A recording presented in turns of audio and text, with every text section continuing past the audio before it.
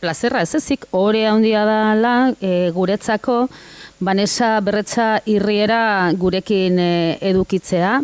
Bera Kataluniako gobernuko hizkuntza politikako saileko luzea dauka kargua, katalanaren ezagutza eskuratzeko eta erabilera sustatzeko zuzendari nagusia da. Baina horrezaz gain, soziologian doktorea eta Bartzelonako Unibertsitatetik, eta gainera hizkuntza soziologian eta hizkuntz planifikazioan espezialista. Beraz, adituaren begirada dakar, Kataluniatik dakar, eta uste dugu izango dugula zer ikasi. Ze hizkuntza minorizatu batetik migrazio olde handi bati harrera egiten aitzindari da une honetan Katalunia.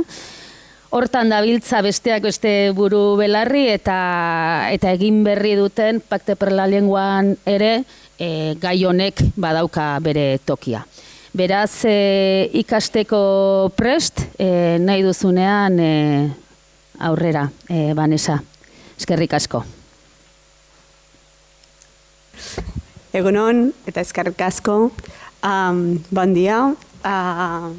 És un plaer venir aquí a explicar-vos l'experiència de Catalunya. Gràcies per haver-me convidat. Mila esker, penagatik. Eta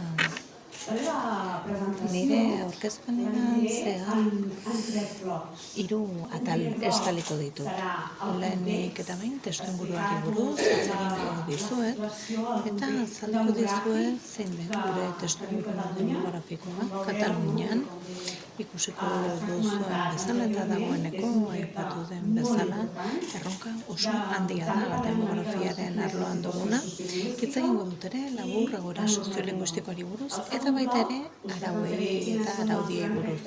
Bigarren atalean hitz egingo dizuet erronka handiei buruz, hizkuntzaren aldeko itun nazionala hitz egingo dizuet, orain gutxi onetsi dugu. Hitz egingo dugu harreraz eta helduen hizkuntzan irakaskuntzaz, hitz egingo dizuet eta 3.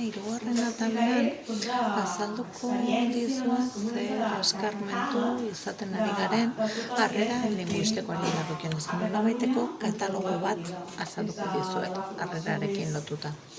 Hasi prestakuntza formaletik eta hezkuntza ez formaletik eta jarraituz beste eragileekin eta horren hezkuntzarekin eta gazteen hezkuntzarekin ere. Eta nahi baduzue gero ere noski galdetu eta azalduko dizuet gehien interesatzen zaizuen horien inguruko azalpenak emango dizkizuet. Nolabaiteko esparru bat eskaini nahi dizuet gure esperientziari buruz. Datuekin hasiko gara, bai? Lehenik eta behin jaiotzalekuaren araberako biztanleriaren datu batzuk aipatu nahiko dituzke. Katalunia bada igarobide bat, baino bada ere harrera egiten duen herrialde bat. Eta 81 eta 2024 bitarte horretan ehuneko 63 inguru da bertan jaiotako biztanleriaren egunekoa. Aldatu dena da zer nolako eraketa duen Katalunian jaio ez diren horien eraketak ez da, konposizioak. Gertatzen ari dena gaur egun bada iristen ari den biztanleriaren zati handienak badela munduko beste leku batzuetako, ez dela estatukoa. Ehuneko 24 zen atzerrian jaiotakoa eta ehuneko 14 estatuan jaiotakoa. Hori 2024ko datuen arabera. Eta nolakoak dira Kataluniara iristen ari diren biztanle horiek zer adin dute adibidez, ezta? zer adin tartetako biztanleak iristen ari dira Kataluniara. Gorriz ikus dezakezue Kataluniak jaiotakoen zati hori, eta ikus ditzakezue batez ere haurrak eta gazteak direla gehien betetzen dutenak gorriz adin tarte hori. Ikus dezakezue gazteen artean eta helduen artean 40% inguru dela Katalunian jaio ez dena, hor ikus dezakezue ez da, 70-80 urte bitarteko horretan gehienak estatuan jaiotakoak dira. Estatuan baina Kataluniatik kanpo. Eta ikus dezakezue 25-40 urte bitarte horretan dagoela atzerritik etorritako biztanle gehien adin produktiboan daude eta ugaltzean daude. Bai, adin tarte horretan iristen dira atzerritik Kataluniara. Biztanleriaren 46% inguru dira Kataluniatik eta estatutik kanpo jaiotako sekulako presioa da hau arlo demografikoari dagokionez. Eta orain arte Katalunian ez zen hori buruz hitz egiten, eta orain gero eta gehiago hitz egiten da honetaz. Adibidez, hizkuntzaren aldekotu nazionalean ere grafiko agertzen da. Bertan dago jasota hau delako gure lanerako testu ingurua. Adin tarte honetan jendea lanera etortzen da, beraz lan munduak ere esku hartu beharko du hizkuntzaren irakaskuntzan eta ikaskuntzan. Eta herritar hauek, biztanle hauek nondik datoz? Batez ere Latinoamerikatik datoz, bai? 56% inguru Hego Amerikatik dator, Afrikatik, Ipar Afrikatik ere asko etortzen zaizkigu, Marokotik batez ere. Bertan ikus ditzakezue taula horretan eta ikus dezakezue atzerrian jaiotako biztanle gehiena Marokotik datozela, ondoren Kolumbia, 40.000 pertsonarekin, ondoren Argentina, Ekuador, Peru, Venezuela. Ikus dezakezue herrialde horietako askotan gaztelania dutela zuzen. Ama hizkuntza eta hori berez abantaila bat da, hizkuntza Kataluniaren nahiko antzekoa delako, eta horrek erraztu dezakelako hizkuntza ikastea, baina desabantaila da badutela dagoeneko gaztelania eta orduan bezala gehienekin harremanetan jartzeko modua badutela. Eta hizkuntza erromanikoak, hizkuntza gisa ez dituzten horien artean, Txinatik, Pakistanetik eta datozenak ez daukaten besterainoko zama biztanleen ehuneko osuna. Hemen ikus dezakezuen grafiko bere azkenaldian gero eta gehiago izaten dugu hizpide. Eta bada zenbat pertsona iristen diren urtero Kataluniara. 2003-tik 2023 bitarteko datuak ikus ditzakezue hemen, eta azken 20 urte hauetan ikus dezakezue 2000 urte hasieran egon zela, 2000-2008 artean lehenengo olatu bat, krisialdia gertatu zen arte, 100.000 pertsona inguru etortzen ziren urtean, gero berakada bat egon zen, baina 2014tik aurrera berriro pixkanaka gora egiten hasi zen, iristen zen biztanle kopurua. Pandemiarekin geldialdi bat egon zen, 2020-2021, baina azken urteetan, 2022-2023 marka guztiak hausten ari gara 275.000 pertsona iristen ari dira urtean. Sekulako presio demografikoa da hori, eta oso zaila da sistemak ongi xurgatzea biztanle hauek guztiak, urtero iristen diren pertsona hauek guztiak. Horrez gain, mugikortasun handia dago, bai? Jende asko iristen da, baina jende asko joan egiten da. Bai? Eta askotan gertatzen zaigu, ikasten dutela hizkuntza, baina joan egiten denela. Mugitu egiten dira biztanle hauek. Eta migrazio saldoaz hitz egiten da askotan, ez? Baina hizkuntza ari garenean ez zaigu hainbeste interesatzen, ez digulako pentsatzen, ez da? Zuk irakatsi behar diozu, iristen den hori, ez da? Garrantzitsua dena da, zenbat jende iristen den, eta hori irakastean ez, eta gero beraie joan, ez? Eta hizkuntza beraiekin eraman.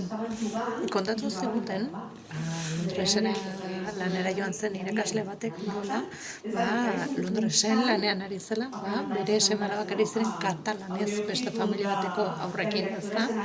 Horrelakoak gertatzen dira, ez? Eta nire karguak aipatu denez, esan denez badauka ezagutza eskuratzearen parte hori, ez? Eta hori da, erronketako bat, ez? Nola lor dezakegu ezagutza hori eskuratu alizatea iristen diren pertsona horiek guztiek. Eta demografiari buruz azkeneko datu batzuk aipatuko ditut. Eta ikusi dugunez, Katalunian jaio diren eta guraso katalanak dituzten biztanleen ehuneko 34 da. Bai? Gainerakoa badira edo kanpoan jaiotako aita edo ama dutenak, edo atzerrean jaiotako guraso dituztenak, bai? Ikusten dugu benetan dibertsitate handia dutela gure familiek, gure biztanleek. Eta hori guztiak garrantzitsua da hizkuntzaz hitz egiten dugunean. Goazen horren hizkuntzan sartzera, bai, datu soziolinguistikoetan. Grafiko honetan ikus ditzakezue katalanaren ezagutza mailari buruzko datuak. Katalana, gaztelania, ingeles eta frantsesa ikus ditzakezue. Eta hau da hizkuntzan erabileraren inkesta ofizialak ateratako datuak, eta ikus dezakezue zenbaki absolutuetan mantendu egiten dela hizkuntzaren ezagutza maila, baina datu horiek aldatu egiten dira ehunekoetan, adibidez erreparatzen badiegu, ikus dezakegu katalana ulertzen duela 93%, hitz egiten duela 80%, irakurtzen duela 84%, eta idazten duela 75%. Gaztelanari dagokionez esan dezakegu unibertsalizatuta dagoela ia, ezta? Jendeak oro har hitz egiten du, ulertzen du, eta gorakada handia egon da ingelesaren ezagutza mailan azken urteotan. Biztanlerian 50% inguruk ezagutzen du, badaki ingelesa. Eta zer gertatzen da adibidez? Gure buruari galdetzen digunean zer faktorek azaltzen duten hizkuntza bat ezagutzea eta erabiltzea Katalunian. Ikusten dugu erabakigarria dela jaiotza lekua. Jaiotza lekuak azaltzen digu zer gertatzen den ondoren hizkuntzarekin. Katalunian jaiotako biztanleen artean, hemen ikus dezakezuen bezala, gehienek irakurtzen dute, hitz egiten dute, idazten dute, ulertzen dute katalana. Bai? Lehenengo datu sorta hori, ezkerrekoa da Katalunia jaiotakoei dagokiena. Erdian ikus ditzakegu estatuan jaiotakoen datuak eta eskuinetara atzerrian jaiotakoenak. Hor daude gabezia gehienak eta hor daude gazteenak, hor daude lan egiteko adinean dauden gazteak, seme-alabak edukitzeko adinetan dauden pertsonak. Eta hor daukagu erronka handietako bat, ez? 50% esaten digu badakiela hitz egiten, eta badira galdera dikotomikoak, kontuan izan dezagun, esaten dizueta hitz egiten duzu, bai, ala ez, badaude osongi hitz egiten dutenak eta pixka bat hitz egiten dutenak, bai? Baina horiek dira ditugun datu horiek, inkestatik ateratakoak. Horrez gain, galdetzen diegu ea baute duten interesa katalana ikasteko edo hobeto ikasteko. Eta 2.000.000 pertsonak esan dute baietz, katalan gehiago ikasteko gogoa dutela. Atzerrian jaiotakoen artean 900.000 pertsonak esan dute baietz, hazkunde bat gertatu da 2018ko datuekin alderatuta. 900.000 pertsonak esan zuten baietz, katalana ikasteko interesa zutela. Eta erabilerari dagokionez beste erronketako handia ez, badakigu ezagutza badela, gauza bat, baina gero ikusi behar dela nola aktibatu ezagutza hori erabilaren bitartez. Eta hemen erabilera ere oso lotuta dago jaiotza lekuarekin. Katalunian jaiotakoen artean esaten dute normalean katalanez hitz egiten dutela, ohiko hizkuntza hori dela. Estatuen jaiotakoen kasu 77 dio, normalen gaztelania hitz egiten duela, atzerrian jaiotakoen artean batez ere gaztelania da nagusi, eta gero beste hizkuntzak eta katalana oso hizkuntza gutxitua da, minoritarioa da, ohiko hizkuntza gisa. Eta honekin ikus dezakegu zein den gure egoera, maila demografikoan, maila soziolinguistikoan zer erronka ditugu. Eta behin hori azalduta arauak aipatu nahiko nituzke. Orain arte,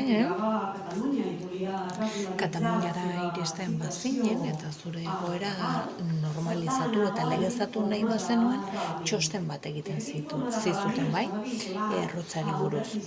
Eta hor bazegoen baldintza linguistiko bat. 45 orduz ikasi bat zenuen katalana edo bestela A1 maila izan bat zenuen. Hori zen baldintza. Eta errotzerako, noski errotza garrantzitsua zen, agiri hori garrantzitsua zen, lanerako sarbide izateko, eta txosten hori udaletako immigrazio teknikariak egiten zuten.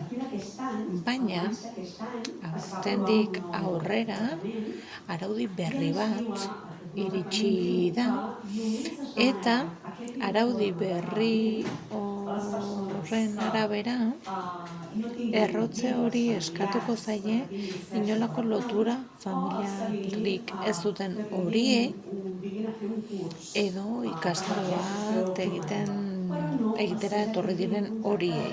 Zuk lan kontratu bat baldin baduzu ez dizute eskatuko errotze agiri hori. Noski, egoera berri bat dugu orain aurrean. Lehen beharrezkoa zen baldintza linguistiko hori betetzea, zuk bertan baimen horiek eta legeztatze horiek lortu nahi bazen dituen. Gaur egun aldatu egin da hori eta negoziatzen ari gara. Negoziatzen ari gara baldintza linguistiko horiek. Bide berriak zabaltzen dituelako, araudi berriak. Zuk ikastaro bat egin behar baduzu, aukera egon liteke adibidez katalan ikastaro bat ere egiteko, hori baldintza gisa dezakegu eta 45 orduko ikastaroa derrigorrezkoa izan beharrean 90 ordukoa izan aldaiteke. Aukera horiek aztertzen ari gara, ezta? Hori da gaur egun dugun egoera. Aldaketa oso garrantzitsua delako eta orain ikusten ari gara zer egin dezakegun egoera berri honen aurrean. Eta orain hizkuntzaren aldeko itun nazionala hitz egin nahi dizuet. Zaila izan da, ez dizuet bezurrek esango.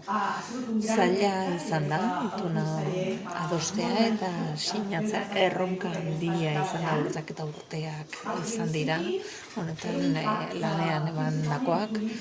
Eta bada alderdi guztien babes hori bilatzen zuen itun bat eta erakunde eta sektore guztiena ere, ezta? Sindikatua, patronatuak guztiak zeuden deituta baldin eta politika linguistikoan jardun nahi bazuten. Itun hau abia puntu bat da. Eta bada ere ibilbide horri bat. Bada, itun nazional bat, garrantzitsua da, nazionala izatea, izare hori garrantzitsua da, eta garrantzitsua da guztiek sentitzea ardura hori, hizkuntzaren inguruan guztiek sentitzea parte garela, ezta? Hizkuntzaren alde egin behar den lan horretan. Eta lehenik eta behin diagnostiko bat egin zen itun hau eratze aldera, eta egia da, lehen aldia zela, idatziz jasotzen zela, hauxe da egoera, bai? Gai oso korapilatxoa delako, ezta? Eta lehen aldia zen esaten genuena, hau da egoera eta idatziz jasotzen dugu.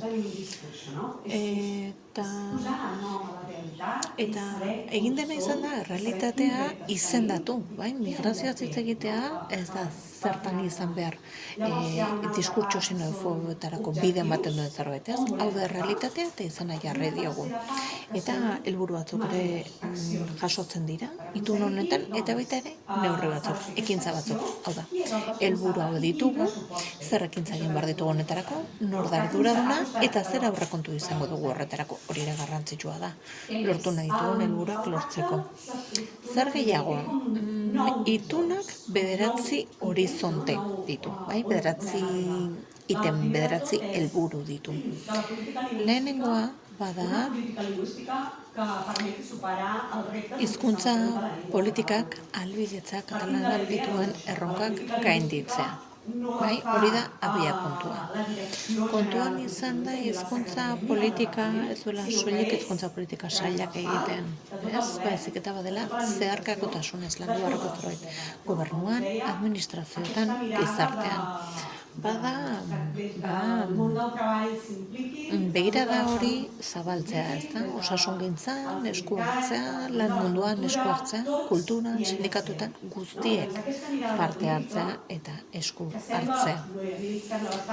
Eta niretzat noski begien bistakoa da, horrela landu behar dela politika linguistikoa, ez? Baina hori jaso egin dugu itun honetan. Bigarren horizontea bada hiztun kopuruan gora egiten duen hizkuntza bat izatea. Hau da, 100.000 hiztun lortu nahi ditugu urtean, helburu hori ezarri diogu gure buruari. Hori eskatzen digute gure datu demografikoek. Hau da, nolabait konpentsatzeko migrazio saldo hori beharrezkoa dugu urtean 100.000 hiztun berri lortzea. Eta azkeneko datuen arabera, gaur egun 50.000 hiztun ari gara lortzen urtean, beraz bikoiztu egin behar dugu, baldin eta gure helburua bete nahi badugu. Hirugarren horizontea bada hizkuntza erabat ofiziala izatea, legez eta izatez, erakunde publiko, enpresa eta zerbitzuetan. Oda, mahai gainean jarri da hizkuntza egon behar dela administrazioan maila guztietan, justizian, osasungintzan, merkataritzan, kontsumoan, eta ekintza zehatzak jasotzen dira arlo bakoitzerako. Hezkuntza eredua 4. horizontean lantzen dugu. Eta hor erronka handia dugu hezkuntzaren munduari dagokionez. Ikusten ari garelako erabilera atzera egiten ari dela nabarmen, ikasle gehienek elkarren artean talde lanak egiten dituztenean gaztelaniaz hitz egiten dute eskoletan. Bai lehen hezkuntzan, bai bigarren hezkuntzan. Eta horregatik lan egin behar dugu, harremanetarako arau bat ezartzeko, bai, kideen artean hasieratik katalana bultzatzeko. Hezkuntzan eredu linguistiko horri buelta bat eman behar diogu, eta bilatu behar dugun modua, hizkuntzaren ezagutza gizarte kohesioarekin lotuta egon dadila ere ezagutza areagotze horrekin. Bosgarren horizontari dagokionez helduen ikaskuntza sartzen da, eta 6. lan mundua sartzen dugu. 7. eskaintza kulturalaz hitz egiten dugu, eskaintza aberatsa izateaz, askotarikoaz, erakargarria izateaz. 8. bada hizkuntza partekatua izatea gure lurraldeetan, eta izatea ere hizkuntza osatu bat, bai? kalitatezkoa terminologiarekin eta abarrekin. Eta azkenik, 9. horizonten badaukagu hizkuntzarekin konprometitutako gizarte bat izatea, bai? Harrera hizkuntzarekin, kohesio sozialerako hizkuntzarekin, integrazioarekin lotutako errelato hori, kontakizun hori edatzea gizartean, bai? Balioa ematea hizkuntzari horrela ulertuta. Eta harrerarekin lotuta dauden horizonteak batez ere 5. eta 6. dira. Dagoeneko aipatu du, eta beraz azkar joango naiz. Katalunian badaude heldu asko, bertara iristen direnak, eta ez dutenak katalana menderatzen. Eta ulertu behar dugu, katalana ikastea eskubide bat izan behar dela, baina gainera badala ere tresna bat gizartean integratzeko, aukera profesional gehiago izateko, aukera berdintasunean jardun ahal izateko, eta hau askotan ahaztu egiten zaigu, ez katalana ez da soilik hizkuntza bat, bada integraziorako, kohesiorako eta aurrera biderako tresna bat ere, bai? Ezinbestekoa da sentitzeko bertako taldearen parte zarela, ez? Zarela kanpoko talde horren parte, baizik eta bertakoen, etxekoen parte zarela, sentitzeko tresna oso garrantzitsua da. Zer erronka ditu, batzuk aipatuko ditut, harrerari dagokionez. Lehenik eta behin, ikusten dugu profesionalen falta dugula, bai? Irakasleen gabezia bat dugu. Ezagutza hori erraztu behar dugu, ezagutzarako sarbidea bideratu behar dugu, baina katalan irakaslea falta zaizkigu. Eta kanpaina bat jarri dugu abian, katalan filologia ikasketa sustatzeko, diru laguntzak ere egiten ere eskaintzen hasi gara katalan filologia ikasteko, hor gabezia handia ditugulako. Oso zaila da guretzat katalan irakasleak erakartzea eta aurkitzea. Eta filologia ikasleak erakartzea zaila izaten ari da guretzat.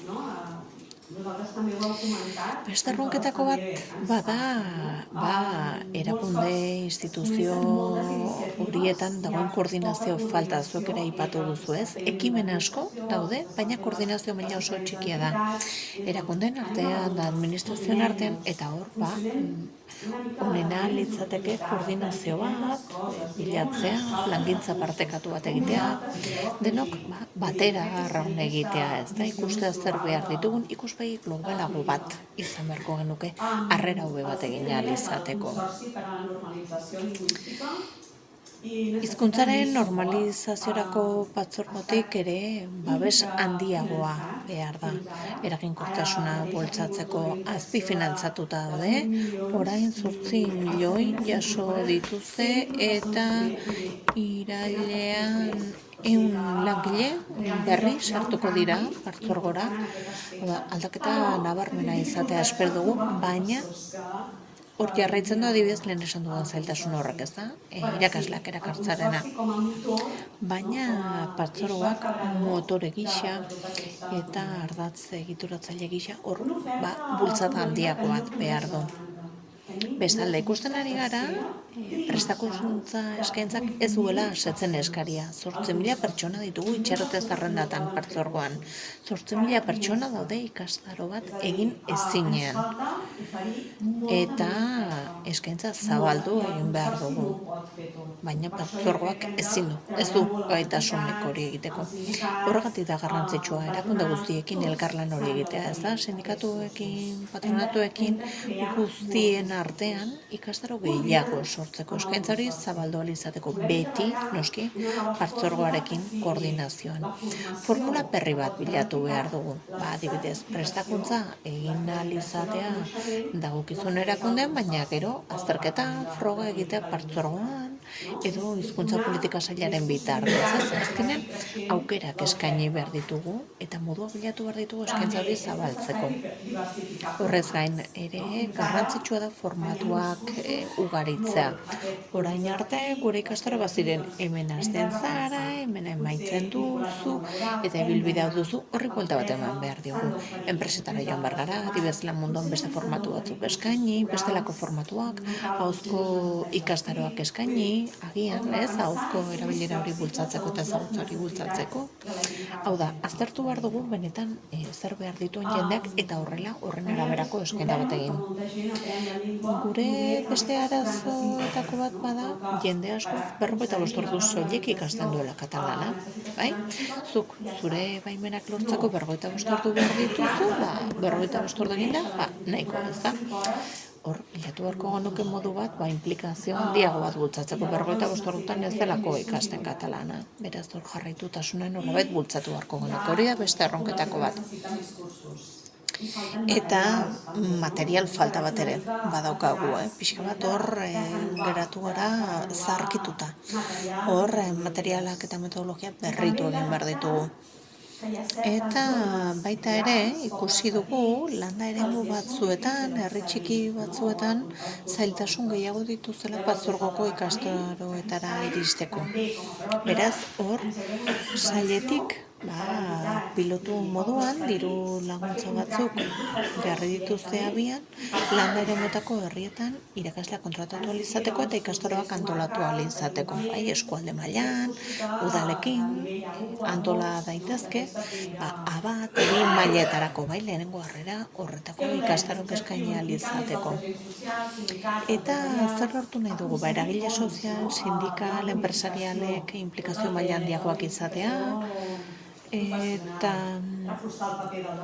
indartzea ere, sailak eta partzuergoa duten egiteko hori, eta noski funts gehiago lortzea ere. Zertan ari gara?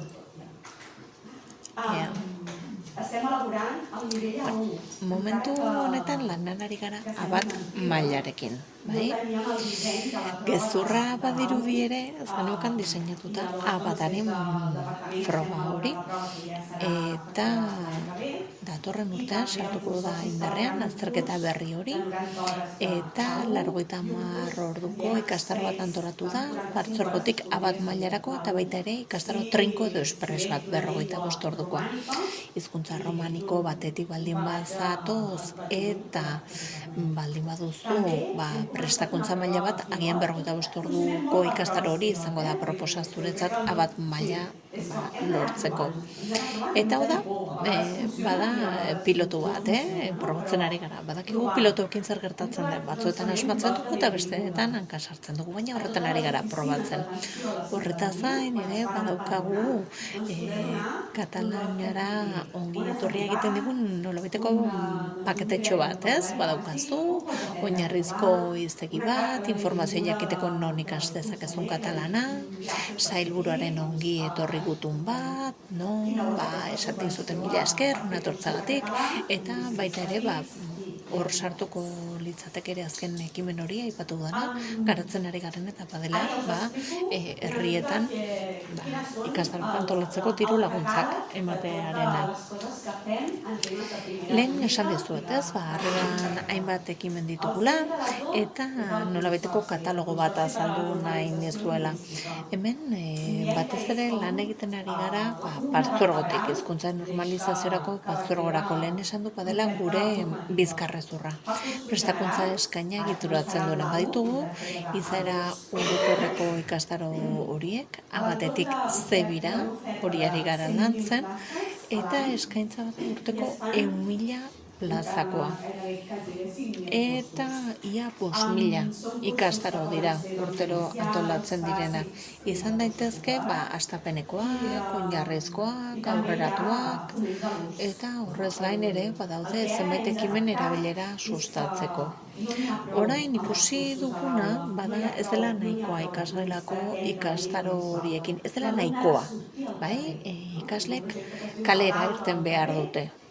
Askotan esaten da, kaleko ikasgela, horixe behar dute, kalera atera praktikatu, mintzamena praktikatu. Eta horretarako, adibidez, abian jarri ditugu hizkuntza praktika deritzenak, eta baita ere, saltoki ikasle deritzen horiek, bertan zu praktikatu dezakezu, katalanez hitz egin dezakezu, Eta lan egiten dugu ere, adibidez, auzo elkarteekin, hizkuntza lotu dezaten, jarduera kultural batekin eta gizarte unarekin, azken batean, ez? Ni irakaslea izan naiz ere, partzuergoan, eta askotan ikusten nuen, ikasleak eskoletara etortzen zirela, baina beraien kontaktu bakarra katalanarekin bazela eskoletan. Esaten zaten kalean ez dute zer aurkitzen, ez? Eta bai egia da, 4 ordu eskaintzen ari zara astean katalana ikastera, baina kanpoan ezin baduzu erabili, ez dago lotura hori, hor gabezia badago, ez? Eta horrela, ginen bikote linguistikoak ere antolatzen, mintza praktika egiteko, ez da? Baldin eta ikasle batek kanpoan ez badu norekin praktikatu, norekin hitz egin, katalana, bikote bat bila dezake, eta katalana praktikatu.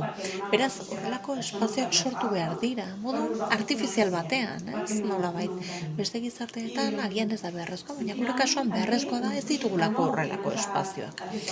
Eta partzuergotik beste proiektu bat jarri dugu abian, lehen aipatu dana, bada saltokiena, ez da? Eta interesgarriena da.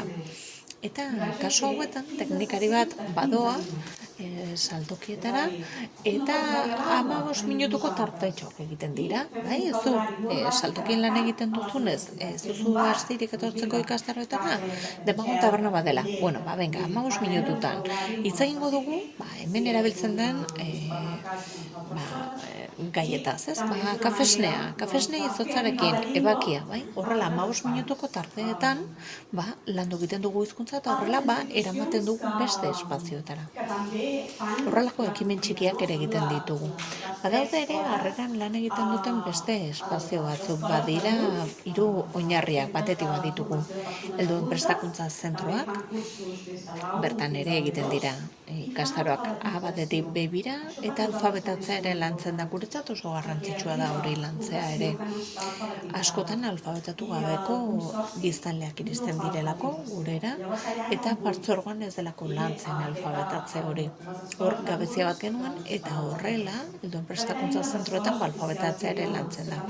Baditugu ere hizkuntza eskola ofizialak, katalana irakasten da, A batetik C bira, bertan, eta oso garrantzitsua dira ere unibertsitateetako hizkuntza zerbitzuak. Bartzelonan badaukagu erreklamo hori, ez? Ikasle kopuru handiak iristen dira, Bartzelonara, unibertsitatean ikastera, eta guretzat funtsezkoa da unibertsitateetan harrera linguistiko oso bat egitea, ez da?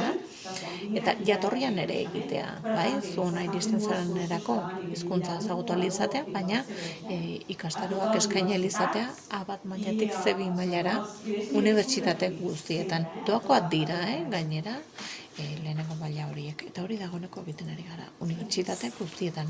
Ea zer gehiago? Bai, haure, garrantzitsua, 3. sektorea.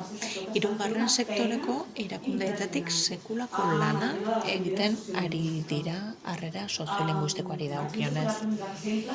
Adibide batzuk dituzu hemen, baina ugaria dira. Bartzelonan 70 erakunde baino gehiago ari dira harrera linguistikoa lantzen. Hizkuntza irakasten da, alfabetatzea lantzen da.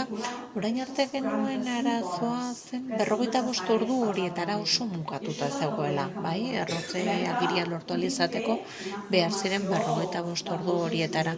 Eta orain lantzen ari gara maila gehiago landu ahal izatea, gutxienez iritsi ahal izatea maila handiago batera jarraitutasun bat emateko, bestela bat irudielako 45 ordurekin amaitu duzula katalana ikasten, ez da?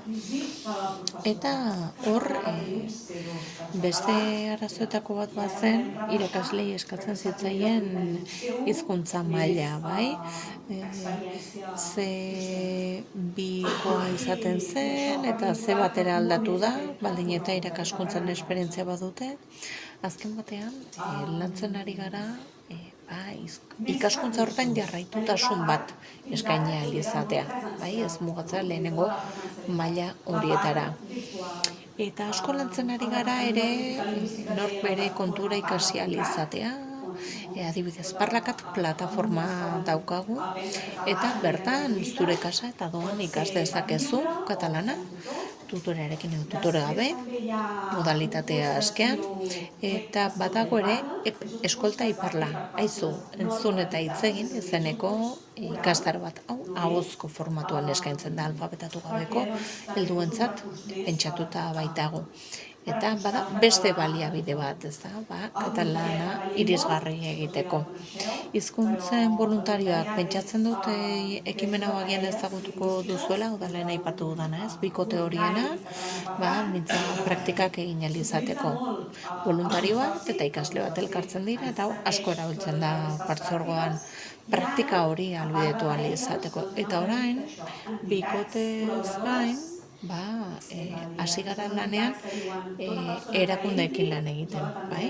Eta erakunde horiek adostu dute bertara iristen diren guztiei harrera katalanez egingo dietela.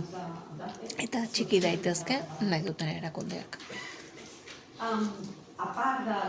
Eta saltokiak ere hasi dira bat egiten. Horrez gain, baditugu ere bestelako ekimen batzuk partzuergoaz gain. Adibidez, badaukagu 3. sektoreko KAL hori, hizkuntzen aldeko elkarteen koordinakundea, Xerrem Junts proiektuarekin urte asko darama, eta hemen ere ikasleak elkartzen dira, eta badaukagu ere Omniunen Binkles proiektua. Eta funtzionamendu honelakoa da, badago pertsona bat voluntario dena eta ikasle batzuk. Eta mintzatu egiten dute. Eta honetan urtero 1000 pertsona inguru biltzen dira, 1000 ikasle inguru, talde ugari daude, voluntario asko, eta hau bada izaera ez formaleko prestakuntza hori, eta oso garrantzitsua da, ez da? Eta hau aplikatzen dugu ere adibidez ikastetxeetan, aurrak eskoletan dauden bitartean, gurasoekin aprobetxatzen dugu, mintza praktika talde hauek antolatzeko, edo bestelako espazio batzuetan ere, ez da? Eta partzuergotik, orain ahalegin handiak egiten ari gara, aitortzeko egiten ari den lana, hitzarmenen bidez, programa hori aitortza bat egiteko. Eta orain adibidez, programa batean parte hartzea aintzat hartzen da, errotzagiriak lortzeko, eta horregatik bultzatu eta indartu gine ditugu. Lehen aipatu dut badugula gabezia bat, profesionalen arloan adibidez. Katalana hitz egiten duten medikuen artean ere gabezia baditugu, badira salaketa ugari pazienteek ezin dutelako katalana erabili, euren medikuekin, eta prestakuntza programa bat jarri dugu abian osasungintzako langileekin, preskriute el katala, preskribatu zure buruari katalana izena du, eta honen bidez irakatsi egiten diegu iritsi berriak diren eta katalana ezakiten profesionalari katalana irakasten diegu, azaltzen digu nola funtzionatzen duen, Kataluniako osasun sistemak, eta lan egin behar dugu osasun sistema pribatuarekin ere, soilik publikoarekin, eta ikusi dugu askok parte hartu nahi dutela, atxikimendua eragiten duela, orain arte, bazirudien inorketzula horretan sartu nahi, baina ikusten ari gara, harrera ona izaten ari dela. Bestalde, lan munduan ere, ari gara, ekimenak abian jartzen, sindikatuetatik, patronaletatik, gure gana jotzen ari dira, ikusten ari direlako, behar dutela, jendea katalana dakiena, interpelatuta sentitzen ari dira, eta diru laguntza jarri ditugu, adibidez, hizkuntza proiektuak abian jartzen dituzten enpresentzat, badaukagu ere, lan arloko elkarrizketa sozialerako mahai bat. Orain arte, Katalunian biztanleen 5% soilik ikasten zuen katalana lan munduan. 5% besterik ez. Esango nuke, gizarte normalizatu batean jendeak ikasiko lukeela katalana lan munduan ere, ez da? Hau aldatu egin behar da. handitu egin behar dugu uneko hori. Beraz, horre ari gara lanean. Eta hezkuntzan, zertan ari gara? Nola lantzen da harrera ikastetxeetan? Baditugu batetik harrera gelak, ezagutuko dituzue eta pentsatzen dezuek ere baituzuela proiektuak arlo honetan. Eta 2003tik ditugu martxan, ditugu ere harrera gela trinkoak, orain probatzen ari garenak. Eta badira ikastaro trinkoak, 30 ordukoak, 4 hilabetetan zehar ematen direnak soilik katalana irakasten diegu, bai? Eta bada, ikasgelara iritsi aurreko ikastaro bat. Bartzelonan egin da, lehen proba pilotua, eta ikusi da parte hartu duten ikasleen 74 lortzen zuela A2 maila. Eta horretaz gaitzela ikasgelara sartzeko. Bigarren hezkuntzan egin dira probak. Eta gero baditugu ere ingurunearekin egiten diren plan horiek. Bai? Urteak dira lehenengo programa abian jarri zenetik. Eta hemen lantzen dena da lotura hori ikastetxearen, familiaren eta inguruaren artean. Lantzen dira eskolaz kanpoko ikastaro horiek, lotura hori sortzeko hizkuntzarekin. Eta beste proiektu bat aurkeztu nahi dizu, eta bare oso ongi funtzionatzen ari da, eta da mentoretza sozial eta linguistikoa deritzen horiek. Kasu honetan, Rusiñol proiektua jarri du abian, Gironako Unibertsitateak Urretxindurra proiektua, eta daude mentoren irudi batzuk, eta mentore hori badira unibertsitateko ikasleak. Eta badituzte ikasle atzerritarrak, bigarren hezkuntzakoak, eta elkartzen dira, astean 3 orduz katalanaren erabilera bultzatzeko. Honekin lortzen duguna da ikasturte osoan zehar erreferentziazko pertsona bat izatea, bai? Mentore hori.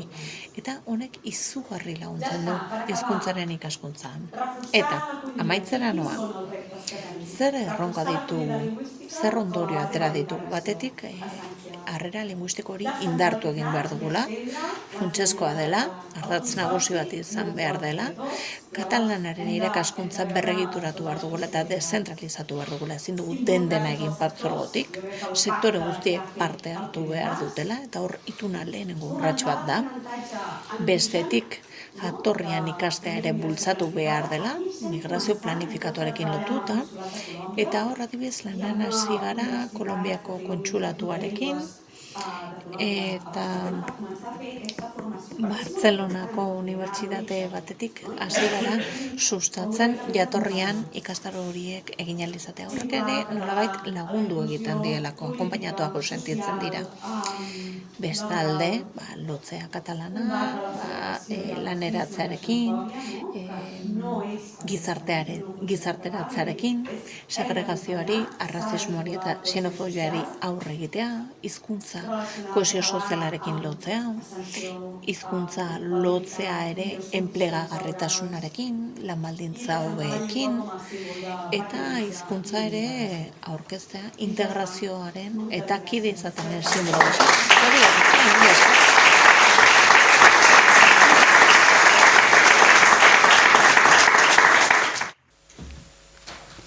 Eskerrik asko, Vanessa, azalpenengatik, ekarri diguzun zuen proposamen hauen guztien gatik. Behin Vanessari entzun da, galderarik badago, hor zure abiaburuko testuinguru horretan, azpimarra egin duzu gainera, lan adinean dagoen jendea dela, ez? Nolabait zuen bizilagun berrien multzo handiena, eta beraz eremu sozioekonomikoan lan munduan dagoela erronka handienetako bat.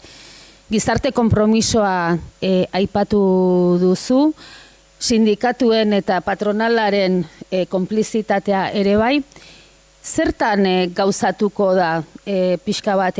Pentsatua daukazue konpromiso horretatik harago esku hartze hori nolakoa izango den lan eremuan?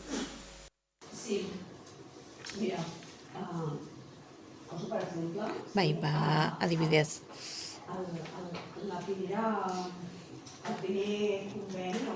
Lehenengo hitzarmen bat egin dugu, eta adibidez, ikusi duguna bada zebi gabezia bat dugula, bai, zebi mailan eskaintza gutxi dago.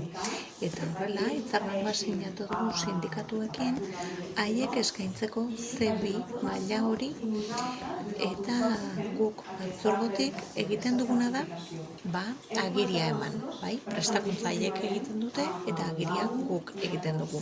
Zebitik hasi gara, baina batarekin eta biarekin jarraituko dugu. Urrats bat da, momentuz lehenengo urrats hauek eman ditugu, eta gertatu dena da orain arte ez zegoela inolako koordinaziorik prestakuntza eskaintzaren eta gure artean, bai? Eta orain koordinazio hori badaukagu, esan digu zuek egin ikastaro hauek eta guk egingo ditugu agiriak. Arazoa delako, ez da, askotan agiri bat behar duzu, eskatzen ditzute zer maila duzu, A bat, C bat. Beraz, koordinaziorako lehen urrats bat da sinatu dugun hitzarmena, sindikatuekin sinatu duguna. Presetan, patronaletan ere, prestasuna hartu dute, eta adibidez, hasi gara proposatzen ikastaro trinko batzuk egin ahal izatea, enpresara sartu aurretik, eta aztertzen ari gara, ea nola lagundu diezaiek egun prozesu horretan, nola adibidez egin ditzakegun agiriak, prestakuntza horietan parte hartzeagatik. Merkataritza ganberekin ere harremanetan gaude, eta badaude dagoeneko martxan dauden ikastaroak. Hasi gara batez ere, ikastaroen koordinazio horretan lan egiten. ¿Hay alguna otra pregunta? Ni bi galdera. Aipatu duzun 45 orduko zertifikazio bat edo zerbait erregularizazioa lortzeko, hori nola antolatzen da? Nork ematen du zer da lan kontratua lortzeko, paperak lortzeko, zehazki pixkat ondo ulertu nahiko nuke nola zertarako diren 45 ordu horiek. Eta bigarren galdera, aipatu duzu jende asko etortzen ari den, naiz eta jende asko ere joaten ari den, hizkuntzen inguruko jarrerak horri buruz zer esan dezakezun, katalana nola ikusten duen etortzen den jende guzti horrek, aldatu den pertzepzioa aldatzen ari den, ero ez, horri inguruan zerbait. Eskerrik asko. 45 ordu horiek irakasten dituzte hirugarren sektoreko entitateak eta batzordeak, bai? Bada agiri bat, zeinaren bitartez ziurtatzen den 45 ordu ikasi dituzula, bai? 45 orduko ikastaro hori egin duzula. Eta agiri hori da immigrazio teknikariak eskatzen duena errotze hori eskatu izateko, erregularizazio hori egin izateko, aldi baterako egoitza baimena lortzeko gutxienez 45 ordu horiek egin behar izan dituzu. Eta horrek gero ematen du nazionalitatea eta bar lortzeko. Eta hizkuntzaren pertzepzioari dagokionez, gai hori bada interesatzen zaigun gai bat. Eta bada proiektu bat horrekin lotutakoa. Eta erreplikatu dugu hemen egin zenuten proiektua. Badago lotuta hizkuntzaren markarekin, ez da zer balio ematen diote herritarrek hizkuntzari. Eta ikusten ari garena, gaur egun, bada hizkuntza lotuta dagoela hainbat alderdirekin, batetik. Zu iristen zarenean eta adibidez ostalaritzan eta bar, lan egin nahi baduzu, ez duzu beharrezkotzat ikusten, baina gero, gora egin nahi baduzu, lan munduan ikusten da balio handia duela hizkuntza horrek. Horre, balioa ematen zaio. Eta esango nuke ezagoela pertzepzio bat zeinen arabera jendea sentitzen duen inposatu egiten denik, azterlan gehiago egin behar dira, baina oro har esango nuke modu positiboan ikusten dutela katalana eta ulertzen dela katalana Kataluniako gizartearen parte dela. Ez dago jarrera uzkurrik, eta adibidez, kasu bat datorkitoren burura, ez? Eta hainbat daude, parekoak. Nik normalean Bartzelonan jendearekin hitz egiten dudanean, katalanez hitz egiten dut, eta ez dut inoiz gatazkarik izanagatik, ez? Batzuek katalanez erantzuten diate eta beste batzuk ez. Eta nik uste hori oso orokortuta dagoela, ez? Elebiduntasun hori positibotzat hartzen dugu, normalizatuta dago, ez? Nik katalanez hitz egitea eta besteak ulertzen badik, baina hitz egiterik ez baduk gaztelaniaz erantzutea. Kaixo, eskerrik asko. Galderatxo bat, hori, esan duzunean gela hoiek, bai, acollida, sí. Aulas de acollida acelerada, hoiek non kokatzen dira? Dagokien institutoetan, edo aparte kokatzen dira eta gero joaten dira beraien institutoetara? Sí, aquest és un dels temes una mica de debat. Aquestes aules no estan dins... Harrera gela hauek ez daude institutuan, baditugu 10 ikasgela Bartzelona osoan. Eta ikasgela horietara doaz, eta gero bakoitza dagokion institutura joaten da. Hau da, badira, institututik kanpo dauden gela batzuk. Harrera gelak ohikoak institutuetan egoten dira, ikastetxean bertan egoten dira. Eta ikasla joaten da, harrera horretara ordu batzuaz, eta gero bere ikasgelara doa. Eta ikusten genuena, ohiko harrera gela horietan bazen, harrera gelan, bai, katalana indartzen zela, baina gero ikasgela arruntean katalana ez zutela erabiltzen, gaztelania hitz egiten jarraitzen zutela. Beraz, horregatik planteatu zen gela trinkoena, ez da? Zuk ikasten baduzu, gero baduzu gaitasuna, eta orduan errazago bada saiestea zuk gaitasunez izategatik hizkuntza aldaketa hori egitea. Lehen hitz egin duzu errotzeari buruz, orain aurreko galderari eman diozun erantzunean ere aipatu duzu errotzea. Ez dakit ondo ulertu dudan, errotzea sari zarenean da hori, errotzea, estrangeria legearen barruan dagoen errotze horretaz orain aldatu berri dena, hor zuek jan normalizatu eta nolabait arautzea lortu duzue katalanaren ezagutza errotze sistema horren barruan? Ondo ulertu dut, hortik doa asuntoa? Bai.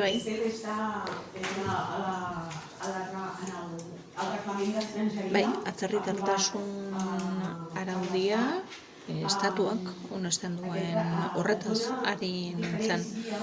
Eta hainbat bide ezartzen dira egoerak erregularizatzeko. Eta gure kasuan errotze txostenetan aukera dugu hizkuntza eskakizun horiek ezartzeko, hizkuntza baldintza horiek ezartzeko. Eta hori ari gara negoziatzen gaur egun. Saiatu nahi dugulako ea lor daiteken 55 ordu horien ez 80 ordu horiek lortu ahal izatea, ezta? Eta instrukzio prozesu bat dago ikusteko ea nola aplikatu daiteken Katalunian estatu mailako araudi hori ez. Eta hori ari gara gaur egun negoziatzen. Galdera bat neukan lehen esan duzu, erdonketako bat katalanarena baizela irakasteko material falta eta eguneraketaren behar da. Euskarak igual ere arazo berbera badauka, baino galdetu nahi nizunea katalana irakasteko badauden hizkuntza ezberdinetan irakasteko mekanismoak, ze gaur egun euskararen errealitatea da, gaztelera jakin behar dela euskara ikasteko, eta ea Katalunian edo katalanarekin hori gertatzen den ere. Sí, clar, abans no he parlat de tot el... Bai, noski, lehen ez dut aipatu ere egin adimen artifiziala. Hori bada supermundu bat. Hori ere esploratzen ari gara eta ikusten dugu horrek ere aukerak eskaintzen dituela beste ikaskuntza modu batzuk eskaini ahal izateko. Bai, tresna sor daitezke beste modu batean laguntzeko mailako ikaslei. Kontzeptu probak egiten ari gara ikusteko ea nola adibidez lor dezakegun ChatGPT bat laguntzeko hizkuntzan eskakuntzan. Materialei dagokionez. Berritu egin behar ditugu materialak eta berrikuntza hori hizkuntza komunikatiboen arabera berritu beharko da. Ikusten ari garelako hizkuntza bat ikasteko gaur egun benetako egoera komunikatiboak behar ditugula. Ikasi nahi badugu eta egia da, adibidez Duolingo bezalako plataformetan katalana ikasteko gaztelania behar duzula, baina guri gehiago interesatzen zaigu begirada aldatzea, bai? Ez dagoen lotuta plataforma zehatzekin, baizik eta begirada berri batekin, eta hor sartzen da adimen artifiziala ere, ez da? Aztertu nahi dugu zer aukera ditugun hizkuntzan ikaskuntza horretan laguntzeko. Unibertsitateko ikaslei galdetzen diegunean nola ikasi duzu katalana, esaten digute, ChatGPTrekin katalanez hitz egin dezakezu, ChatGPTrekin, eta aukera asko eskaintzen ditu. Beraz hor, ari gara arakatzen. Eta, oraindik berritasun bada, oraindik ez dago oso lotuta, baina telebista publikoan ere bilatzen ari gara, saio batzuk eskaini ahal izatea hainbat kanaletan, eta saio horretan harrera ikastaro moduko bat eskaini ahal izatea. Eta zartzen ari gara adibidez BBC-en egiten dituzten harrera ikastaroak ikusteko nola egokitu ditzakegun katalanera. Zure aurkezpenean, askotan aipatu duzu konsortzioarekin batera Kataluniako beste hainbat elkarte eta eragileen parte hartzea, bai ikastaroak ematen eta bai lan hori egiten. Lanketa guztia era koordinatu batean egiten izate, bai prestakuntza eta bai formazioa, badaukazu egituraren bat guzti hori antolatzeko, hori nola egituratuta daukazue? El Consorci per a la Normalització Lingüística està compost. Bai, partzuergoan parte hartzen dute bai hizkuntza politika saila, bai udalek, aldundiek, Bartzelonako udala txiki berri da, eta gure helburua da partzuergoa izatea bizkarrezur hori, erdigunan dagoen hori. Eta adostu ahal izatea haren bitartez ikastaroak, hitzarmenak, beste erakundeekin, adibidez, udalerrietan bultzatzen ari garen diru laguntza horietarako hitzarmen bat sinatu da partzuergoarekin. Batzuetan iruditzen zaigu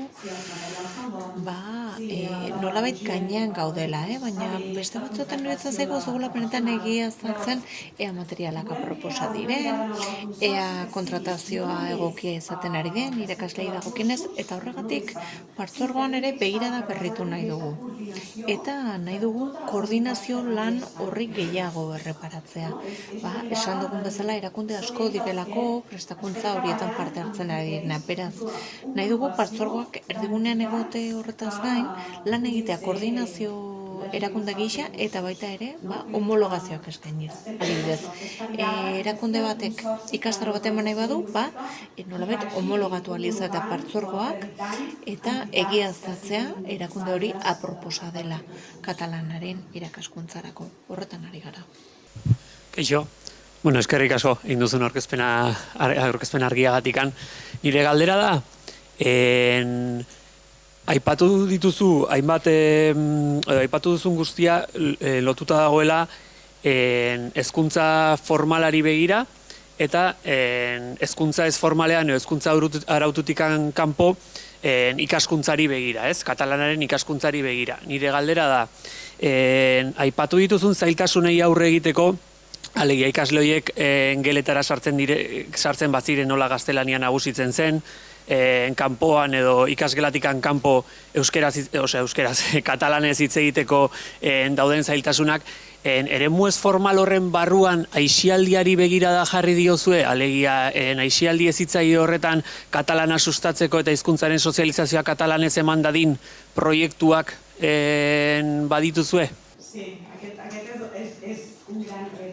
Hau bada erronka handietako bat, eta bada hizkuntzaren erabilera soziala. Zuzen, hasia gara lantzen, adibidez, eskolaz kanpoko jarduera batzuetan, kiroletan, eta sentsibilizazio tailerrak egiten hasi gara hizkuntzaren buruan.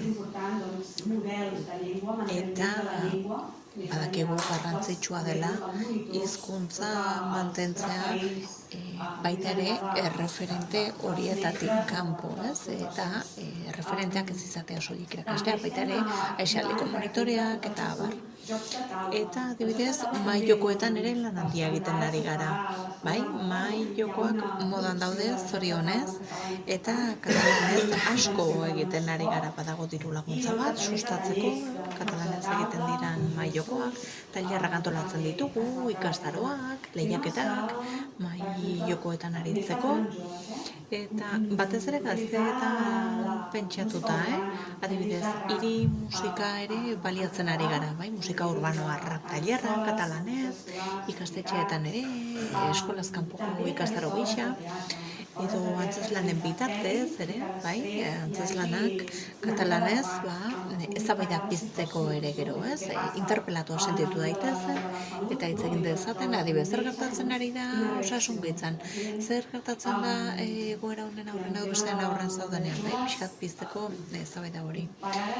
Eta batez ere horretan ari gara, baina esan bezala bilatzen ari gara, ea zer mekanismo balia ditzakegun eta ea nola areagotu dezakegun eskaintza. Adibidez, izugarri kostatzen zaigu bideojokoak katalanez lortzea, oso zaila da.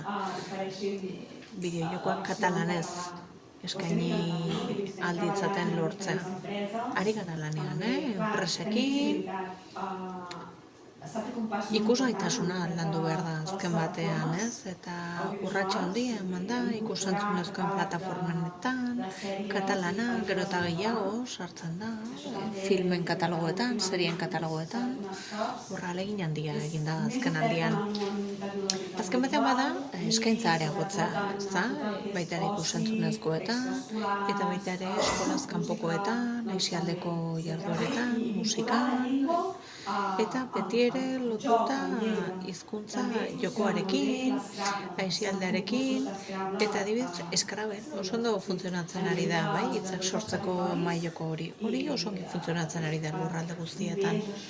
Eta hilabete bat izan genuen amaierako finala, eta 300 bat ikasle egon ziren lehiatzen. Ikastetxeetan ere baditugu lehiaketak, katalanez sortutako mahai jokoak egin ditzaten. Esperientzia txiki ugari ari gara lantzen. Gauza txiki asko dira, baina azkenean horiek guztiak lortzen dute hizkuntza lotuta egotea jokoarekin, aisialdekin eta alderdi ludiko horrekin. Oso garrantzitsua da. Eskartu nahi dizut aurkezpena, galdera asko egingo nituzke finanziazioari lotuta adibidez, baina beste bide batetik joko dut, aber nola finantziatzen duzuen hori guztia, interesgarra ditzen zait. Baina arreta eman dit, material faltaz gain, irakasle falta ere, azpimarratu duzula guk ere badugu arazo hori, eta filologiara jendea erakartzeko, zerbait egingo duzuela, ez?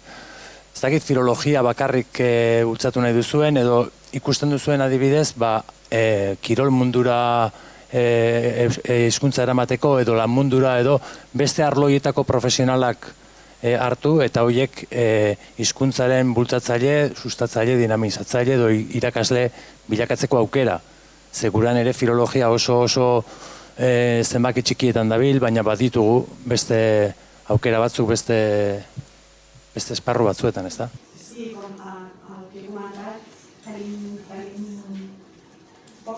Bai, aipatu dut, ez? Filologia ikasle gutxi izaten ari garela, eta kanpaina bat jarri dugula abian, ikasleak erakartzeko, eta beka batzuk ere jarri ditugu abian. Ezakit funtzionatuko duten, proba pilotua da. Eta ikusiko dugu, ea baduen eragin bat. Ikusiko dugu, ea beka horien bitartez, lortzen dugun ikasle gehiago matrikulatzea filologian. Eta oraindik ez dugu egin aipatzen duzun beste aukera hori, ez dugu arakatu beste eroetako profesionalekin lan egitearen horrena, baina baiari gara erreparatzen adibidez estrategikotzat jotzen diren gradu horietan adibidez. Irakasleen prestakuntzan, berariazko ikastarok eskaini nahi ditugu, magisteritza ikasketak egiten ari diren horientzat, doako ikastaro osagarri batzuk eskaini nahi ditugu, eta bekak ere eskaini nahi ditugu. Askotan gabezi handia dituztelako hizkuntzan aldetik eta baita ere osasungintzan. Izugarri interesatzen zaigu medikuntza ikasten ari direnek Katalunian izatea katalanaren ezagutza maila on bat, gutxienez C batekoa ikasketak amaitzen dituztenean.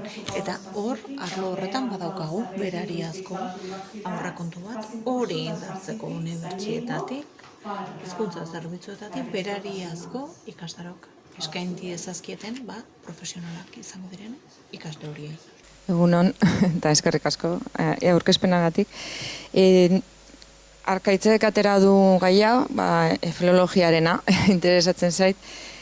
Bueno, nik uste dut,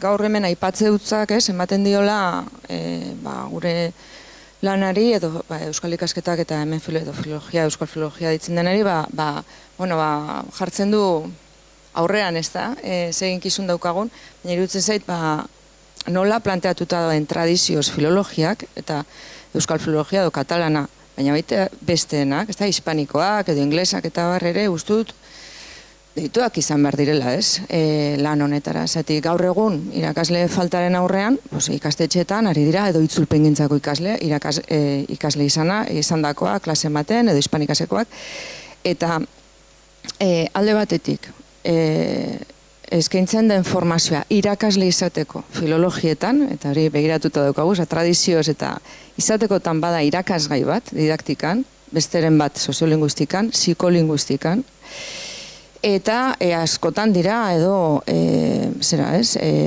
hautazkoak, eta orduan, oso formazio eta helduen ikaskuntzarako, irakaskuntzarako, deus ez, 3 hilabete dira, eta eskaintzen zaio, gehiena oinarrezko hezkuntzari orduan. Gustatu zait, gauza asko idea batzuk bota dituzu unibertsitateak daukan erantzukizunari buruz, eta ustut gai honetan, eta hemen nik behintzat gure inguruan ikuste ditut soziologoak lan asko egiten dituztela, hor daude ikuspegi eta beste behatokiak eta sortuak eta immigrazioaren inguruan eta hizkuntzaren inguruan lan handia egiten dutenak, beste batzuk ere bai, pedagogian eta lankide batzuk ere badauzkagu. Baina uste dut, behar dugula filologo, esan nahi dut, gaur egun, eta egituratu dagoen bezala, beste erabatera ikusi, edo hizkuntzaritza aplikatutik, edo bultzatzen ez badugu, filologo bat, gaur egun formatzen den bezala, eta bestalde batetik, kompetentzia eleaniztuna edo esaten duguna gaur egun. Ez baditugu beste filologiak hemen sartzen, eginkizun honetan sartzen, iruditzen zait guk ematen diegula unibertsitatean formakuntza bat oso elebakarra, hispanikasekoa, inglesekoa, frantsesekoa, eta gero joan behar dira institutuetara, lan egitera elaniztasunean, ezta?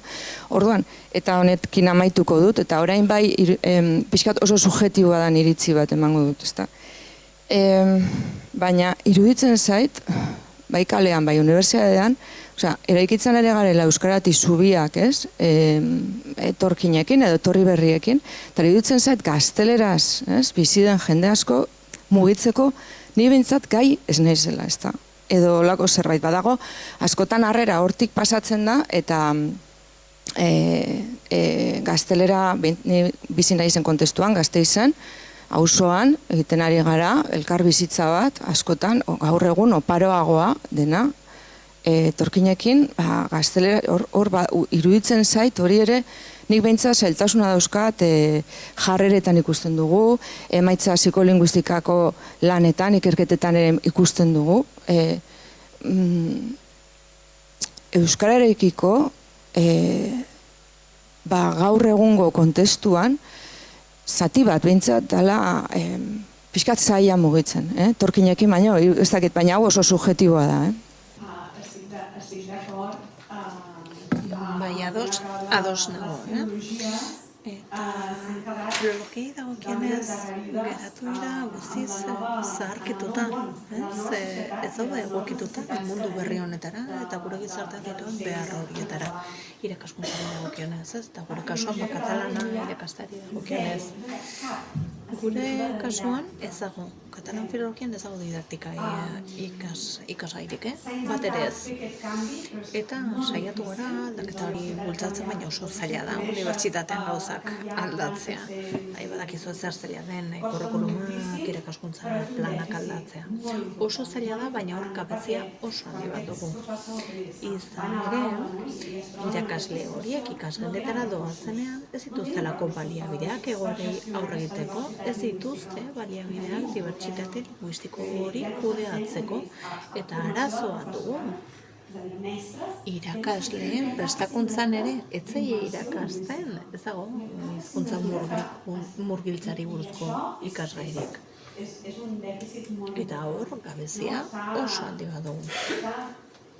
Eta sentsazioa bada, orain arte esan digutela ez dela beharrezkoa, errealitateak aldiz erakusten digu badela beharrezkoa, eta hor ikuskera horiek aldatu behar ditugu unibertsitatean ere.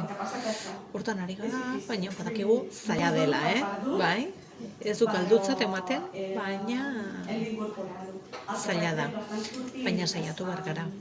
Adibidez, graduak eskaintzen ari dira, oso erantzun ematen ari direnak, hizkuntza aplikatuena adibidez, eta hor, gradu horretan, iruditzen ze baliabide gehiago eskaintzen dizkigun ikaslei eta arrakasta izaten ari dela. Katalan filologia, baina arrakasta handiago izaten ari da. Eta hor, katalana eta beste hizkuntzak ere ikasten dira, eta baliabide gehiago eskaintzen zizkie.